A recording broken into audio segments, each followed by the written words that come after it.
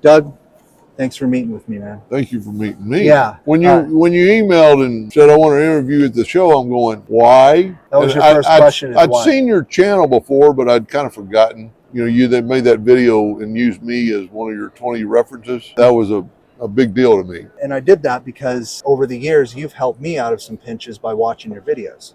You know, I'm an Adobe Illustrator guy. My Corel is what's hooked up to my epilogue. And I actually kind of like some of the features in Corel, how you can, I feel like the ruler system's a little better when I'm trying to work with the bed than it is. Yeah. So, but there's been many little, just like I said in the video, niche things that you've covered. I'm pretty sure you've covered everything, man. But like, you know, how to repeat objects, you know, really quick and create like a grid of a bunch of things that need how to duplicate and repeat. Like I've gone to you for that. I see you on the active on a lot of the epilogue forums, you know, helping people out. That's a great resource. Why did you start making those videos? What made you want to start doing that? I started coming to this show and I would come. So you were learning about Corel. I was learning. And then one day at the Rio, I'm outside talking to somebody and somebody introduced me to the president of the APA. This is the Ferris wheel guy because I'd made a Ferris wheel. Yeah. And they showed him the Ferris wheel and he said, why aren't you teaching classes? Mm-hmm. And I said, nobody's asked me. He said, well, I'm asking you.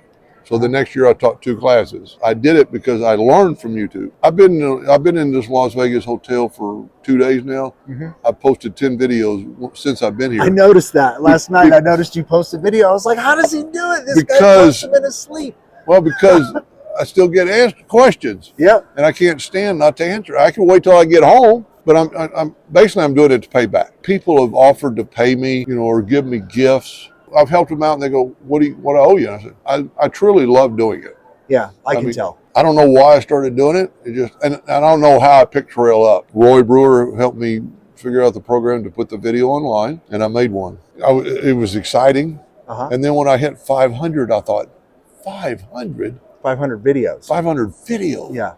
You know, right this minute I have 7,670. Yeah. And so many videos, man. I mean, and I truly love it. And I mean, and it could have gone either way. You know, if someone would have introduced you to Adobe Illustrator, you know, and you could have been the guy who knows a lot about Adobe Illustrator. Yeah. So you said you're a woodworker. What kind of, you still work on projects on a week-to-week basis? Yeah. I did a little part-time job at a store called Woodcraft. Yeah, I know. Everybody knows Woodcraft. And, you know, I made their door handles out of steel and mailboxes. And anybody that walks in the store and says, well, how do I fix this or how do I engrave this? They give them my card. I started doing woodworking in junior high. I was a very poor learner. I barely got out of high school. My last 2 years, I took nothing but industrial art. My growing up, my dad was a beautician. You know, he did women's hair and he was big. My dad never owned a tool of any kind. Well, he never had a pair of scissors. Scissors. Okay, I'm just saying. But he never had a woodworking tool. No, I get it. I mean, we had a hammer. Right. My mom had an electric battery-powered screwdriver. Yeah. But that was it. Right. Besides the lawnmower. Yeah. And now I own almost every tool known to man in woodworking and almost that in metalworking.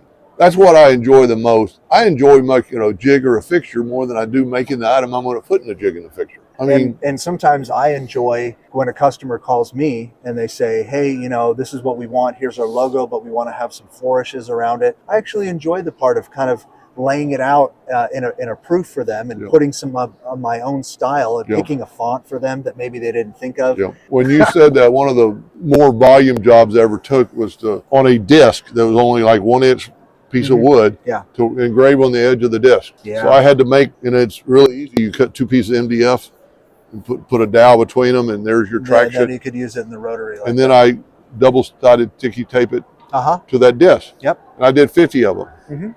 The last one, number 50, slipped. Not until the laser almost cut off and it slipped off. It couldn't tell it. Didn't show up. It wouldn't matter. I could have done it again. Oh yeah. But it didn't even affect it. But it was like I watched it and it just like fell off the tape because I'd used it 50 times. Since we're talking about goof ups, I remember many years ago, I had gotten like a 50-piece cup order or whatever many years ago. I learned from this one. And I had gotten to, I think, cup 42 and realized one of the words was misspelt on the cup. And it was not something that I copied and pasted from them. I had actually read the email and I was the one that typed it up. And they, of course, approved the proof. And this happens a lot. This is interesting. What happens when you show a customer a proof sometime, and you may know this, is especially if there's design involved that they haven't seen before, it can happen where the customer will review your proof and they'll get wowed by the design that you did and forget to read the text that you typed. And they'll respond back to you and say, approved, please proceed. Even though you're the one who typed it up, you made I made the spelling mistake, they approved it. So now we have this false approval going on in my brain. And I got to cup 42 and I forget what word it was. I went, oh no. It's like the worst feeling in the world. And then you look back really quick to see, oh, it was me. And you can't go back to them and say you approved it. You could do that, or you probably lose a customer, get a bad review. You just take it and you learn from it. And that's what I always talk about on my channel is you're gonna make mistakes. It's gonna happen. Stop thinking that you're gonna be perfect and just get back up, learn from it. If you don't learn from it, then you are making a mistake. If you keep doing it over. I mentioned that in my class day before yesterday. I was talking about macros and changing things and making hotkeys. And I said, you're going to want to know the F8 key that will put everything back to default because you're going to mess something up. Because I've done it.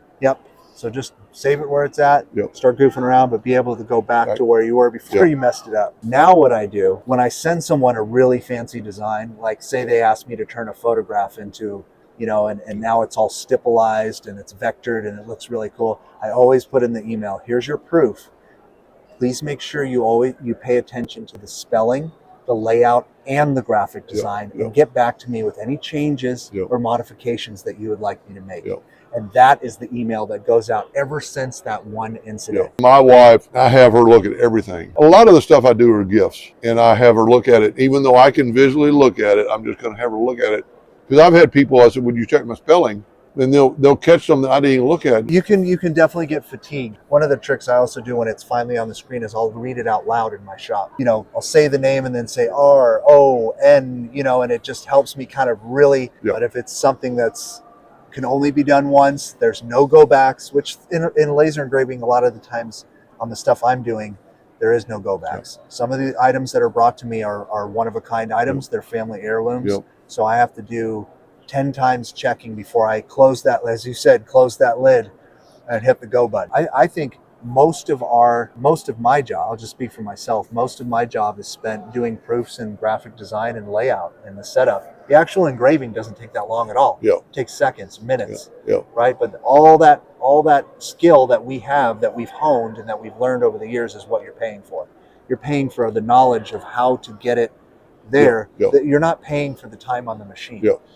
That reminds me of a saying of a really large industrial motor. They were having trouble with it, and everybody they'd sent out there, they couldn't fix it. And they finally found one man that came out there. There was an older gentleman, and he looks at the machine, and he takes a hammer and he whacks it with a hammer, and it starts running. He said, "Thank you very much. What do we owe you?" And he writes out a bill for $535. And he goes, "All you did was hit it with a hammer."